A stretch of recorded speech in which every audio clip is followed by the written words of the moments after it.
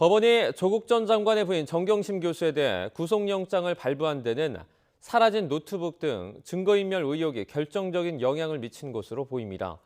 정 교수의 구속으로 조국 일가에 대한 검찰 수사도 막바지를 향할 것으로 전망됩니다. 이어서 이동원 기자의 보도입니다.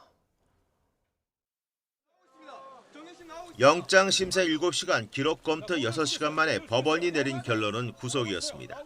서울중앙지법 송경호 영장 전담 부장판사는 정경심 교수의 구속 사유 가운데 증거인멸 우려를 별도로 언급했습니다. 앞서 검찰은 정 교수에 대한 11개 혐의 가운데 증거은닉 교사 혐의를 포함했는데 법원이 이처럼 증거인멸 우려를 인정한 것은 정 교수의 사라진 노트북과 자택 PC 하드 교체 등이 결정적인 영향을 준 것으로 분석됩니다.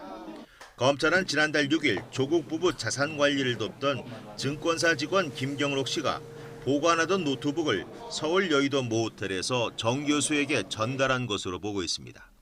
검찰은 당시 정황이 담긴 CCTV를 토대로 노트북의 행방을 추궁했지만 결국 확보하지 못한 것으로 알려졌습니다.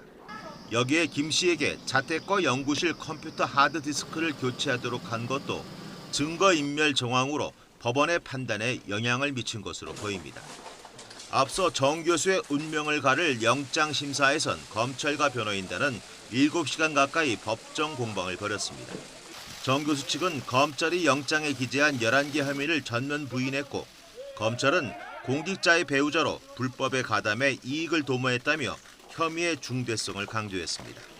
법원이 정 교수의 구속 필요성을 인정하면서 검찰은 수사 정당성에 대한 부담을 어느 정도 덜어낼 수 있게 됐습니다. 저희들은 좌고우면하지 않고 어떠한 사건이든지 원칙대로 처리해 나가고 있고 앞으로도 그렇게 할 생각입니다. 수사 58일 만에 정 교수의 신병을 확보한 검찰은 사모펀드와 웅동학원 등 남은 의혹에 대해 수사를 확대할 것으로 보입니다. 검찰은 정 교수에 대해 길게는 20일간 구속 상태로 수사를 벌이면서 다음 달 초 추가로 재판에 넘길 전망입니다. YTN 이동원입니다.